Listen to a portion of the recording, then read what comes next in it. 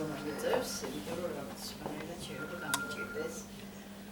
მე მარინა ზედიაშვილი ვარ, ბაქტერიოფაგიის გიორგიელიას სახელობის ბაქტერიოფაგიის მიკრობიოლოგიის ინსტიტუტში ლაბორატორიას ხელმძღვანელობ მიკრობიოლოგიის და ეკოლოგიის, გარდა ამისა, ვარ ასევე საქართველოს უნივერსიტეტის პროფესორი.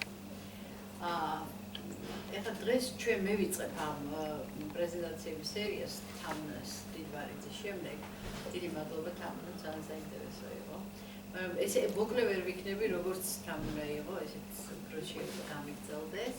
თქვენ უნდა გაგიგრძელდეთ დრომე უბრალოდ. იმიტომ ვიწყებთ ამ პრეზენტაციას, რომ ზოგადად თუ რა არის ბაქტერიოფაგები, იმაზე ვისაუბროთ. და საერთოდ რა გამოყენება შეიძლება ჰქონდეს ზოგადად სხვადასხვა მაგალითების მოტანითა და შემდეგ ქალბატონი მზია და ქალბატონი ლია მოგახსენებენ უფრო კონკრეტულად ცალკეულ შემთხვევებს და უფრო ჩვენ გამოცდილებას და ასევე ცალკეული პაციენტების кейსებსაც მოგახსენებენ. ეხლა ვიწყებ აი ამ ელექტრომიკროსკოპული სურათით, რომელიც მე თვითონ ძალიან მომდოს და ჩვენთან ძალიან ცნობილი ჩვენი ინსტიტუტის არქივიდან არის და რომელიც გვიჩვენებს პროტეოს მირაბილისის ბაქტერიის ინფიცირებას მისი შესაბამისი სპეციფიური ბაქტერიოფაგით. და აქ არის სწორედ იმის აღსანიშნავად ეს მოდელი, რომ ბაქტერიოფაგები ერთადერთი ვირუსებია, ასე ვთქვათ, რომელსაც ჩვენ კეთილ ვირუსებს ვთქვით. იმიტომ რომ ვირუსი ზოგადად ვიცით, რომ ასოცირდება რაღაცა პათოლოგიასთან, რაღაც სულ დამაზიანებელ მოქმედებასთან. ამ შემთხვევაში კი არის პრინციპი, რომ ჩვენი მტრის მტერი ჩვენი მეგობარია, ხო, ეს ძველი ჩინური ამდაზე იყო ჯერ კიდევ და ფელიქს ტერელს, რომელიც იყო აღმომჩენი ბაქტერიოფაგების ფენომენის, ის ძალიან უყვარდა.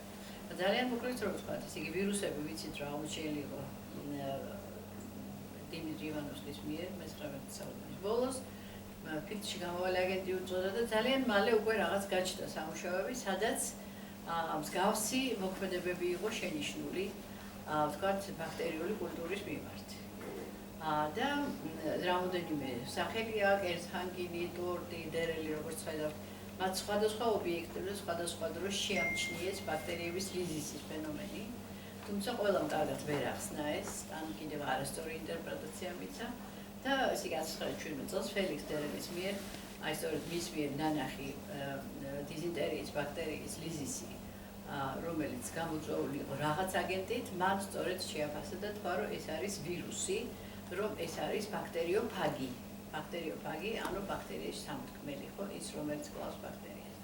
ამიტომ ჩვენ მაინც განვიხილავთ ხოლმე ფელიქს ტერელს, როგორც ბაქტერიოფაგის ფენომენს აღმოჩენს და 2017 წელს კიდევაც აიღინიშნა ეს მთლიანად მსოფლიოში ეს თარიღი. ეხლა ეს რუქა არის მოტანილი იმისთვის,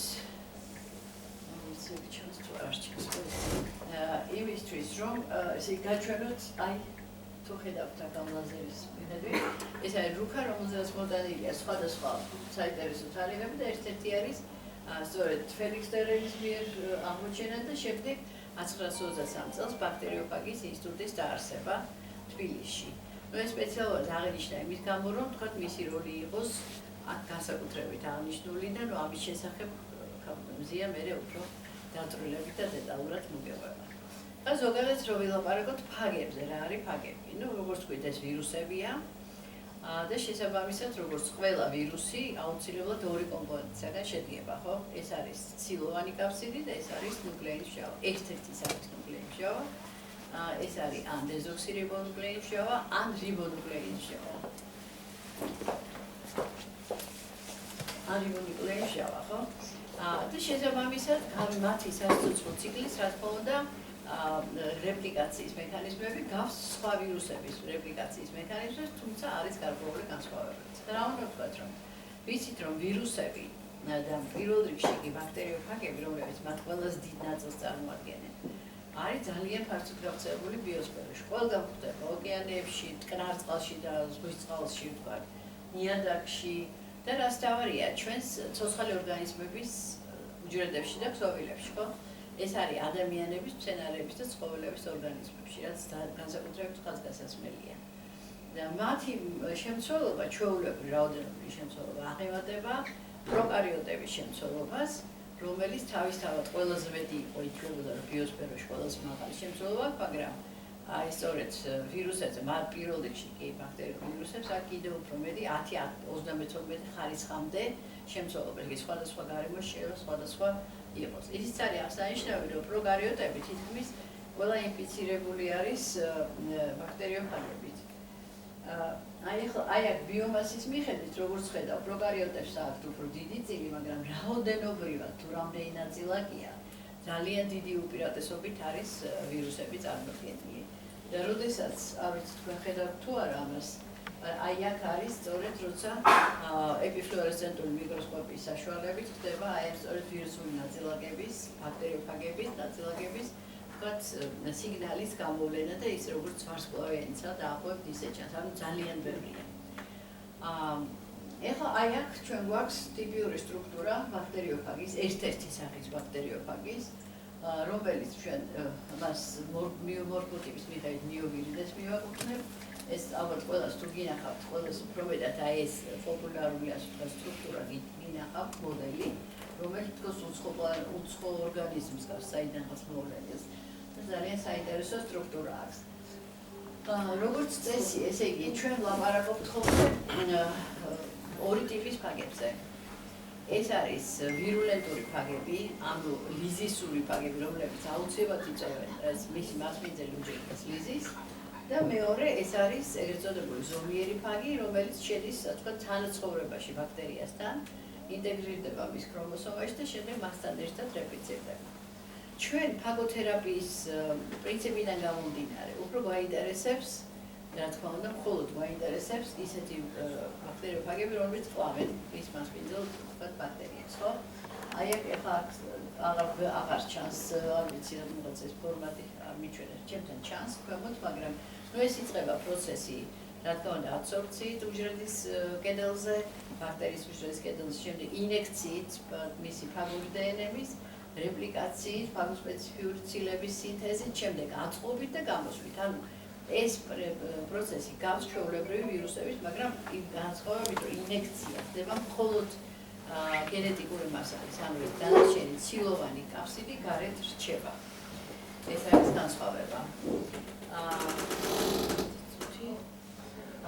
ეხლა უნდა ვთქვათ, რომ ძალიან ბევრი მეთოდი არსებობს, ახლა დღეს უკვე ჩვენ არსენალში საკმაოდ ბევრი მეთოდი არის ბაქტერიოფაგებს შეასწავლოთ, თუმცა რა თქმა უნდა, ყოველთვის იწყება ხოლმე კლასიკური მეთოდოლოგიით, რომელიც გულისხმობს ბაქტერიოფაგების გამოყოფას, მათ გამრავლებას, მათ ფენოტიპურ დახასიათებას და შემდეგ უკვე ძალიან დიდი მნიშვნელობა აქვს ელექტრონულ მიკროსკოპიას, რომელიც გარეშეა ჩვენ ვერასოდეს ვერ ვიტყვით, რომ ეს ნამდვილად ბაქტერიოფაგია, ჩვენ ვიზუალიზაცია გავახდინოთ მისი და ასევე მორფოლოგიურად დავახასიათოთ და ბოლო 2 წლების განმავლობაში კიდე აუცილებელ კომპონენტად და კვლევის მეთოდად, რა თქმა უნდა, ითვლება გენომის სრული სეკვენირება, რომელიც საბოლოოდ სწორედ ამ ბაქტერიოფაგების კლასიფიცირების და მათი გარკვეული ჯგუფისგან მიკუთვნების საშუალებას იძლევა.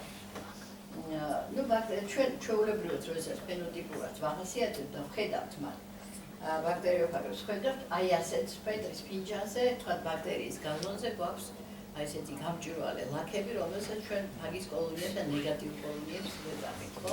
ხოლო მიკროსკოპში შეიძლება აი ასე ჩანდეს და კიდევ გვექნება ჩვენ მიკროსკოპის სურათები, რომელსაც გაჩვენებთ.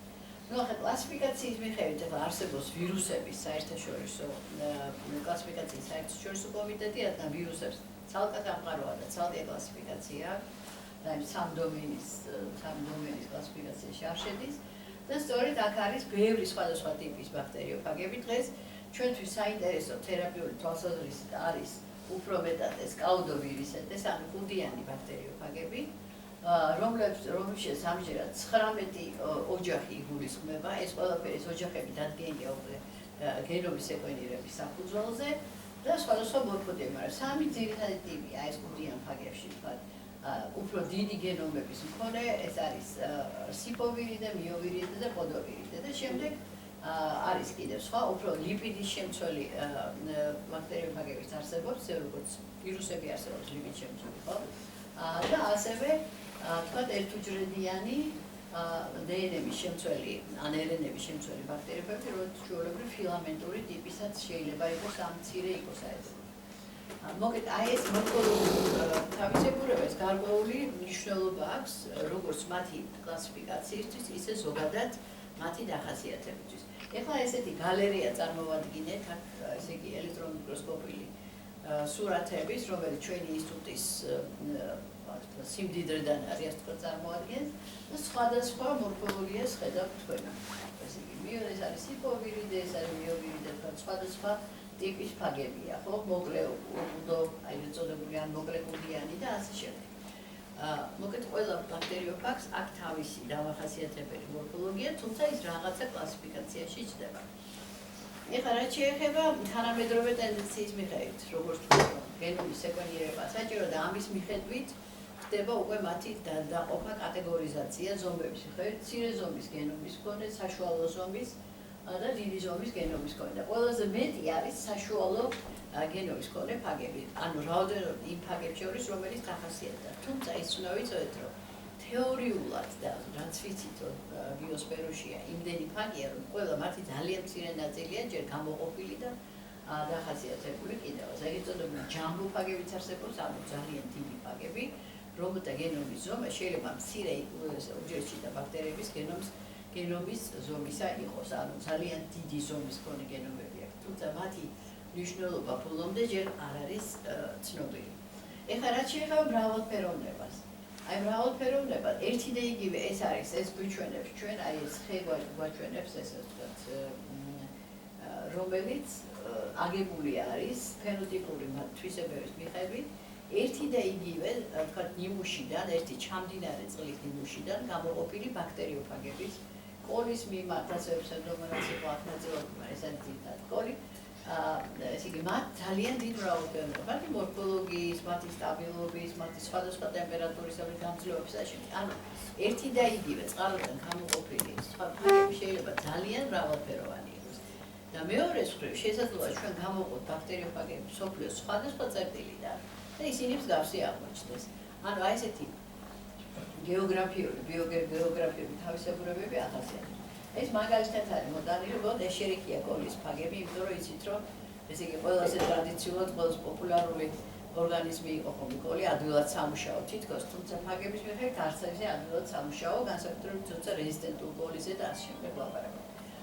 როგორც ხედავთ, აქ ძალიან დიდი მრავალფეროვნება, როგორც მორფოლოგიის, ასევე ნუკლეიშოების შემცველობის მიხედვით. როდესაც ჩვენ გამოყოფას ვაკეთებთ ბაქტერიოფაგების გარემო ნიმუშებიდან, ჩვეულებრივ მას თავისი გარკვეული საფეხურები აქვს, აი ეს საფეხურები აქვს, კონცენტრირება, გამდიდრება, პირველადი მიზატები, შემდეგ კლონირება, ფაგების მიღება, დახასიათება და ასე შემდეგ, ხო? და სხვადასხვა პათოგენის მიმართ ბაქტერიოფაგების სხვადასხვა სიხშირით იყოფა ხოლმე გარემოდან. ჩვეულებრივ, ესე იგი, ჩვენი გამოცდილებით ძალიან კარგად იყოფა ფაგები ფსევდომონას აერუგინოზის მიმართ. ვთქვათ, შემდეგ მოდის სალმონელა, ეშერიქია კოლი, კლეფსიელა, შიგელა და ასე შემდეგ. ნუ ქვემოთ გვაქვს ჩვენ ასევე ვიბრიოები, ვთქვათ, ვიბრიო ქოლერა, პარაჰემოლიტიკუს და ასე შემდეგ. ნუ ანუ მაღალი პროცენტით გამოყოფადი ფაგები ვიძახით, რომ მაღალი ფაგური პოტენციალი აქვს ამ სახეობას ზოგადად. მაგალითად, ბუჰოლდერიას შემთხვევაში ეს ძალიან რთული სამუშაო ობიექტია და რთულია ფაგების გამოყოფა, თუმცა შესაძლებელია. და ამას ვაკეთებ. ეხლა როგორც თან უნდა აღნიშნა, რა თქმა უნდა, ანტიბიოტიკო რეზისტენტობა არის ძალიან დიდი პრობლემა დღეს. და ერთ-ერთი ის არის, რომ თვითონ რეზისტენტობა და მეორე ის, რომ ახალი ანტიბიოტიკები ძალიან დაბალი სიხშირით შემოდის, ხო, იშვიათად შემოდის ბოლო რაღაცა 2017 წლამდე მხოლოდ 13 ახალი ანტიბიოტიკი შემოვიდა და შევამჩნიე, რომ სწორედ ეს კომბინაციები, თქვათ, რომელიც ამოვიდა, შეიძლება ახალი კომბინაციები, მაგრამ მაინც არის მოდიფიცირება არსებული, თქვათ, ანტიბიოტიკების. და მხოლოდ ორი ახალი ანტიბიოტიკო, რეალურად ახალი ანტიბიოტიკი მხოლოდ სულ ორი იყო. სწორედ აქედან არის განპირობებული, ერთ-ერთი განპირობებელი არის, რომ ბაქტერიოფაგების მიმართ ინტერესი არის გაზრდილი და რომ მათი საჭიროება კიდევ უფრო მეტად ჩანს. ეხლა რატომ ბაქტერიოფაგები, თქვათ, რა შეიძლება უპირატესობა ჰქონდეს ბაქტერიოფაგებს ანტიბიოტიკებთან მიმართებაში? პირველ რიგში ის, რომ ისინი არიან ბაქტერიების ვირუსები, პროკარიოტების ვირუსები, ამიტომ ისინი არ მრავლდებიან მძორცე უჯრედებში, ხო? არ აზიანებენ მათ. მათი სპეციფიურობა არის ძალიან აღსანიშნავი. იმიტომ რომ ისინი რაღაც კონკრეტული მიკრობის მიმართ არის მიმართული. მაგალითად, თქვა იგივე ნაწლავის ჭირის მიმართ და არავითარ შემთხვევაში არ დააზიანებს თქვა იგივე ნორმალური ნაწლავური სხვა მიკროფლორის წარმომადგენლებს. ამიტომაც თქვა ნაკლებად გამაზიანებულია, რა თქმა უნდა. შემდეგ მნიშვნელოვაა იმას, რომ ეს ბაქტერიოფაგები, რადგანაც ისინი ჩვენი ორგანიზმის ბუნებრივ შემადგენელს წარმოადგენენ და ამას კიდევ ერთხელ ვეცადებ. ამიტომ ნაკლებად ტოქსიურები არიან და ნაკლებად ახასიათებთ ასევე გვერდითი ეფექტები. ვერ ვიტყვით, რომ საერთოდ არ ახასიათებთ. თუმცა აი გაცილებით ნაკლებად ახასიათებს ვიდრე სხვა პრეპარატებს და ისიც შეიძლება იყოს თვითონ არა ფაქტთან დაკავშირებული, არამედ იმ გავხსნილდათან ან რაც რაშიც იმყოფება ბაქტერიები. ძალიან მნიშვნელოვანია ის, რომ ეკოლოგიურად უსაფრთხოა ანტიბიოტიკებთან შედარებით მათი წარმოება, ანუ მათი აკუმულირება არ ხდება ბუნებაში. და ბოლოს, რასაც ვამბობ, რომ შესაძლებელია ეს ერთ-ერთი იმ საშუალებათაგანია, რომლებიც ძალიან კარგად არის მორგებული პერსონალიზებულ თერაპიას. ინდივიდუალურ თერაპიას, რაც დღეს ძალიან მნიშვნელოვანია პაციენტზე მორგებული მკურნალობა. ეხლა ვახსენეთ ის, რომ თქვათ ნაკლებ ტოქსიურია ორგანიზმისთვის ფაგები, იმიტომ რომ ისინი ორგანიზმში არსებობენ. და ის სწორედ საინტერესო ის არის, რომ დადგენილია კვლევით, რომ ადამიანის ორგანიზმი მუდმივ შეხებაში იმყოფება თქვათ გარემოში არსებულ ფაგებთან. ჰაერის, წყლის, საკვების და ასე შემდეგ საშუალებებით, სადაც ისინი იმყოფებიან. და დღეში, აი ჯერემი ბარის ყველა იყო, რომელმაც თქვა, რომ ესე იგი დღეში შეუძლია ერთ ინდივიდს შეუძლია დღეში 30 მილიარდამდე, არა 3-10 მერვე ხარისხად ფაგის შთანთქმა. ეს ძალიან დიდი რაოდენობა. ამასთან დადგენილია ისიც, რომ ლორწოვან ფენებში ეს შემცველობა ფაგების კიდევ 4-ჯერ უფრო მეტია, იმიტომ რომ ხდება მათი მიღმა მუცინთან და განსაკუთრებით კონცენტრირება ფაქტიურად ლორწოვან შრეში. რაც ფაქტიურად ითვლება, რომ სწორედ ამ შემთხვევაში ეს მუდმივი შენომდინება ფაგების ქმნის იმ სწორედ ფაგომს, შიდა ფაგომს, სხეულის შიდა ფაგომს, რომელსაც დიდი მნიშვნელობა აქვს დაცვით რეაქციებში და შეუძლია მოდულირება იმუნური პასუხის, ხო? ესე იგი, ეს უბრალოდ წარმოდგენილია, სხვა ყველა ფაქტიურად ორგანიზმის სისტემაში და ქსოვილში შეიძლება ინახოს ბაქტერიოფაგები, უბრალოდ ისინი სხვადასხვა კონცენტრაციით იმყოფებიან იქ. მაქსიმუმი არის 10 მერვე 10 ხარისხი, ეს არის ნაწლავის ნაწლავებში. და სწორედ ეს ფაგები აუცილებლად არის ძალიან მნიშვნელოვანი განაპირობებენ ქმნიან ერთგვარ ფუნქციონალურ ბარიერს, რომელიც ერთის მხრივ დაცვით რეაქციებში მონაწილეობს, დაცვით პროცესებში და სტრატეგიაში ამუჯრედ ორგანიზმის და მეორეს მხრივ კი აღდგენით პროცესებშიც იღებს მონაწილეობას რაღაც დამაზიანებელი მოქმედების შემდეგ, როგორც შეიძლება იყოს ანტიბიოტიკების ზემოქმედება მაგალითად. ნუ ცხადია, რახან ფაგები შეიცავენ ცილოვან კაფსით, ისინი იმუნოგენობას ამჟღავნებენ, არიან, რა თქმა უნდა, და შესაბამისად მათი ორგანიზმში არსებობას გარკვეული ბუნებრივი შედეგად გარკვეული ბუნებრივი ანტისხეულები წარმოიქმნება, რომლებიც მუდმივად არსებობენ, როცა ჩვენ ჯანმრთელი პოპულაციაში იყო გამოდის, ჩვენ ვნახოთ, რომ რაღაცა ანტისხეულები ფაგების მიმართ არსებობს ისევე როგორც თვითონ ფაგები, ეს მუდმივი კონტაქტის შედეგია, თუმცა ისინი არ არის ეს ანტისხეულების ტიტრი არ არის მაღალი. აი ახლა ეს არის სლაიდი სადემონსტრაციო, როდესაც ნაჩვენებია ესე იგი მათი როლი ჯანმრთელობასა და ავადობაში. აი ეს არის ჯანმრთელი სტატუსი და ეს არის დაავადება, ხო? ეს იგი ჰომეოსტაზი, დისბიოზი. ამ შემთხვევაში რა ხდება? ხდება ეგრეთ წოდებული დამცავი დამცველობით უნარის მქონე ბაქტერიოფაგების გამრავლება, ასევე თქვათ შესაბამისი დამცველობით ბაქტერიული ტიპების გამრავლება და ის ერთეული არასასურველი ფაგები, რომლებიც შეიძლება შემდეგ ნეგატიური როლი ითამაშოს, მათი რაოდენობა ძალიან მცირეა. შესაბამისად, აქ ეს დაბალანსებულია ადაპტური და ესე იგი თანდაყოლილი იმუნიტეტის მექანიზმები და ფაქტიურად დნმ-ის ექსპრესიას ნორმალურად მიმდინარეობს და ასე შემდეგ. აი, როდესაც რაღაცა ხდება, შეიძლება ეს იყოს სტრესი, ფიზიკური, ემოციური და ასე შემდეგ, არის რაღაცა ნიჭიერებების ზემოქმედება. ამ შემთხვევაში რა ხდება, რომ ხდება ისე არასასურველი ეგრეთ წოდებული არადამცველი ბაქტერიოფაგების გამოსვლა, ეს უფრო ზომიერი ტიპის ფაგები, რომელთა ინდუქცია ხდება და ისინი ალიზირებენ თქვა შესაბამის ბაქტერიებს, რომელიც საჭირო იყო. და პირიქით, ესე იგი ამ დამცველობითი ბაქტერიების და რაოდენობა და შესაბამისი დამცველობითი პროკარიოტების ბაქტერიების რაოდენობაც მცირდება. ანუ დისბალანსი წარმოიშვება, რომელიც რა თქმა უნდა ხელს უწყობს დაავადების განვითარებას უფრო ინვაზიას უფრო ღრმა შრეებში, თქვა ამ ლორწოვანიდან უფრო ღრმა შრეებში.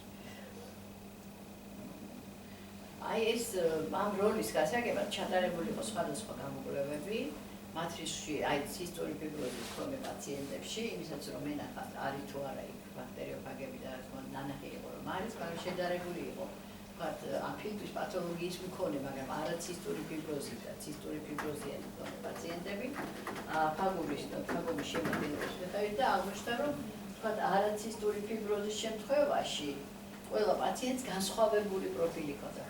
მაშინ როდესაც ცისტურ ფიბროზიანებს ყველას ერთნაირი პროფილი ჰქონდა. ანუ ამ შემთხვევაშიც ეს განაპირობებდა რაღაც გარკვეული თანაფარდობის არსებობას და აქ გამოვლენილი იყო სტაფილოკოკუს აურეუსის, აერუგინოზა, შერიკებოს, კლექსია პნევმონიის ფაგები, რომელიც ძირითადად ჟღამდება ხოლმე კიდევაც როგორც ინფექციის წყარო ცისტური ფიბროზის შემთხვევაში. ასევე თქვათ შესწავლილი იყო ნაწლავის ფაგობის შემთხვევაში ფაგების როლი, ჩატარებული იყო ძალიან საინტერესო კვლევა მთელ მსოფლიოს სხვადასხვა რეგიონებში ჩატარდა და ნაწლავის ფაგობის, ოღონდ ეს იყო მეტაგენომური კვლევა, გესმით ალბათ რომ ეს მეტაგენომური კვლევა, როდესაც მთლიანად მასალა იღება და ის შემდეგ დეტალურ მეტაგენომურ სეკვენირებას ანალიზს განიცდის, ხო? და ჯამთელი ინდივიდებიდან იყო აღებული მასალა და ასევე იყო ანთების ნაწლავის მქონე სინდრომის მქონე პაციენტებიდან, ძირითადად წყლოვანი კოლიტი ან კრონის დაავადება და შედარებული იყო სწორედ ანტიბაქტერიოფაგული პროფილები. იმ ცნობილ და მნიშვნელოვან ფაგებთან, რაც გამოყოფილი და შესწავლილი. აღმოჩნდა, რომ ჯამთელი ადამიანების ფაგური პროფილი ძალიან ჯერ კავშირში იყო ამ არსებულ ცნობილ და დადებით თვისებების მქონე ფაგებთან, ვირულენტულ ფაგებთან, ხოლო მაშინ როცა დაავადებულების ნაწილში ეს გაცილებით დაბალი პროცენტი იყო. და ამიტომ ჩაითვალა სწორედ ეს არის ძირითადად ეწოდებული core ჯგუფები, რომლებიც გლობალურად არის გავრცელებული ბაქტერიოფაგები და რომლებიც მნიშვნელოვან როლს ასრულებენ სწორედ ამ სტრუქტურის, მიკრობიომის სტრუქტურის შენარჩუნებაში და ფუნქციონირებაში. ავტოიმუნური სტატუსის მქონე პაციენტებშიც იგივე დაახლოებით პრინციპს ვარაუდობთ, რასაც სწორედ იგივე მეტაგონებზე დაფუძნებული კვლევები თქვათ ადასტურებს. თუმცა აი ეს როდესაც ცვლილებები ხდება ამ ფაგებში, აქ იწვება კითხვა.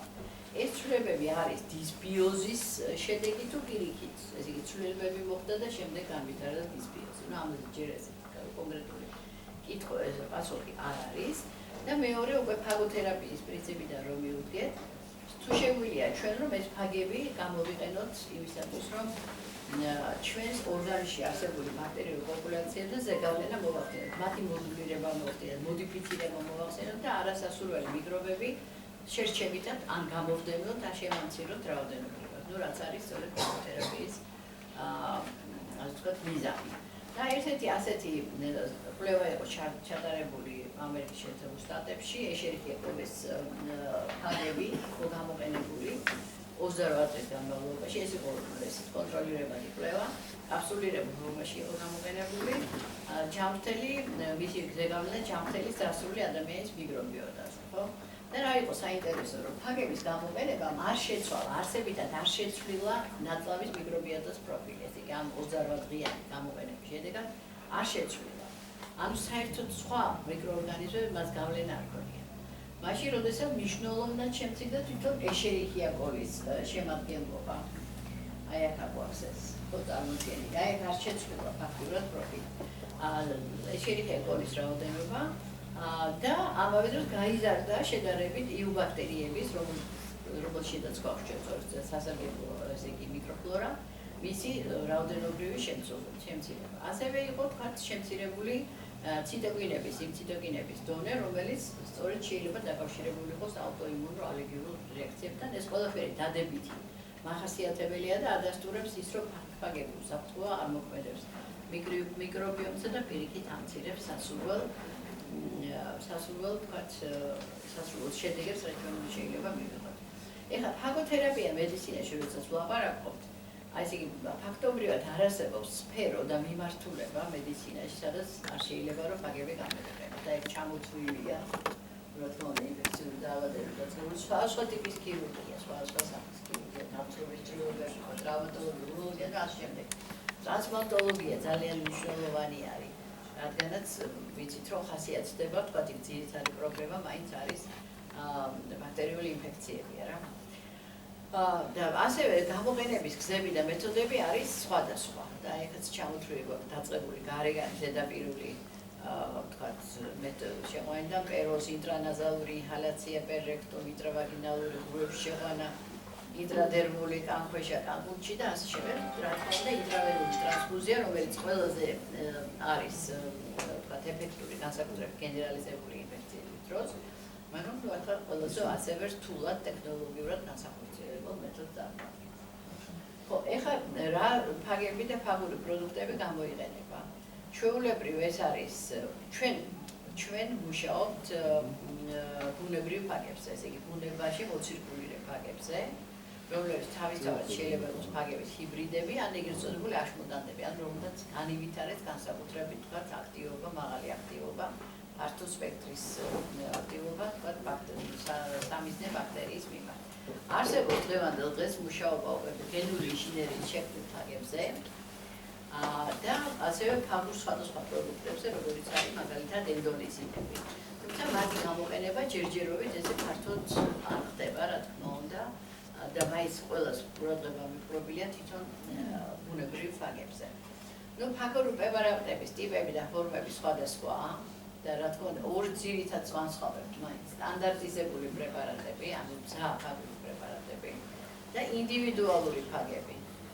ინდივიდუალური ფაგები, რომელთა შორისაც შეიძლება იყოს მონოვალენტური ფაგი ნიშნავს იმას, რომ ერთი სახის ფაგია, პოლივალენტური ნიშნავს, რომ ეს არის სხვადასხვა ტიპის, სხვადასხვა ფაგები შეკრებილი, მაგრამ ერთი პათოგენის მიმართ და ფაგების ნარევი ანუ კოქტეილი, რომელიც შეაც არის სხვადასხვა სპეციფიურობის ფაგები შეკრებილი. ასევე სხვადასხვა ფორმები არსებობს, სხვადასხვა ფორმები, ხიერი, მშრალი, აეროზოლირებული და ასე შემდეგ. საწუწნიაბებიც კი არის, რაც ალბათ მე ავტომატიზაცია. ეხლა მაგალითისათვის უბრალოდ რომ იცოდეთ რა შემადგენლობის შეიძლება იყოს მაგალითად ბიობაქტერიო ფაგი, რომელიც ერთ-ერთი ყველაზე ცნობილი ფაგია და დიდი ისტორიის მქონე. დერენის დროიდან არის აქტიურად ხმარებაში. ესე იგი, როგორც ვთქვათ, ეს პოლივალენტური, პოლიკლონური ბაქტერიოფაგის ნარევია, ეს არის კოქტეილი ნარევია და 5 კომპონენტისაგან შედგება, ხო?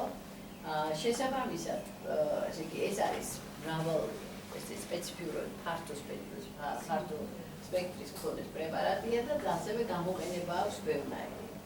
ნუ როგორც ქირურგიაში, ასევე ვთქვათ, კანის ინფექციებში და ასე შემდეგ, სხვადასხვა სახის. სტაფილოფაგი, რომელიც მონოკლონური პრეპარატია და რომელსაც ძალიან დიდი აქტივობა აქვს საერთოდ სტაფილოკოკუს აურეუსის შტამების მიმართ და შეიძლება გამოყენებულობასაც მრავალი სახის, მათ შორის ინტრავენულად და ეს ისტორია არსებობს, რომელზედაც აი შემდეგ მოისმენ.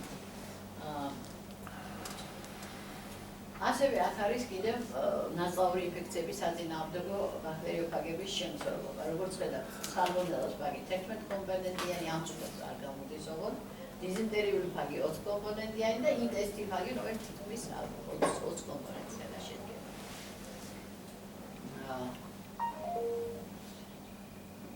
ეხლა ჩვენ ძალიან დიდი მნიშვნელობა ენიჭება ამ ბოლო დროს ვინც თვალსადევნებთ ალბათ რომ მთელი ყურადღება არის მიპყრობილი ეგრეთ წოდებულ ერთიანი ჯანმრთელობის One Health, რასაც ქვია One Health კონცეფტი, ანუ ერთიანი ჯანმრთელობის კონცეფცია, როცა ადამიანების, ცხოველების, გარემოს ჯანმრთელობა ერთიან ჭრილში განიხილება, იმიტომ რომ მჭიდრო ურთიერთდამოკიდებულება არსებობს ამ სხვადასხვა ინფექციებს შორის, როგორც ცხოველებში, ასევე ფიტოპათოგენური ბაქტერიებიც კი შეიძლება გახდეს ადამიანის პათოგენი, ვთქვათ, და ასე შემდეგ. კონტაქტის და ცხოველებთან, ვთქვათ, უფრო მეტი ინდუსტრიალიზაცია, ვთქვათ, იგივე ბიოტერორიზმის შედეგით შეიძლება იყოს ეს და ასე შემდეგ. ამიტომაც ჩვენს ბაქტერიოფაგები ძალიან კარგად უდგება სწორედ ამ ერთიანი ჯანმრთელობის კონცეფციაში ძალიან კარგად ჩნდება, რადგანაც მისი გამოყენება მარტო მედიცინაში კი არა. ანუ გაცილებით ფართო გამოყენების შესაძლებლობებია პირველ რიგში, რა თქმა უნდა, ადამიანის ჯანმრთელობაში და აი სწორედ თერაპიულ გამოყენებაში, როგორც მასიურ, ასევე პერსონალიზირებულ, ინფექციის კონტროლი ჰოსპიტალებში, რაც ძალიან მნიშვნელოვანია. ასე ცხოველთა ჯანმრთელობაში, ანთროპოზოონოზები, განსაკუთრებით ინფექციები, რომლებიც ცხოველიდან ადამიანზე გადადის, ხო? განსაკუთრებით თაში ინფექციები, მაგალითად, ციმბირის წვრილი ბრუცელოზი და ასე შემდეგ. საკვების უსაფრთხოებაში, იმიტომ რომ დღეს